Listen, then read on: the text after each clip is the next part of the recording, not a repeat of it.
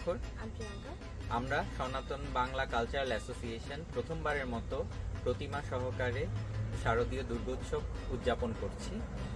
এবার হবে 2 দিন ব্যাপী, অক্টোবর 11 এবং 12 তারিখ। আপনাদের সবার নিমন্ত্রণ রইল। আপনাদের উপস্থিতি আমাদের আনন্দকে আরো বাড়িয়ে তুলবে। বিস্তারিত ভিডিওর পরে দেওয়া থাকবে। জয় মা দুর্গা।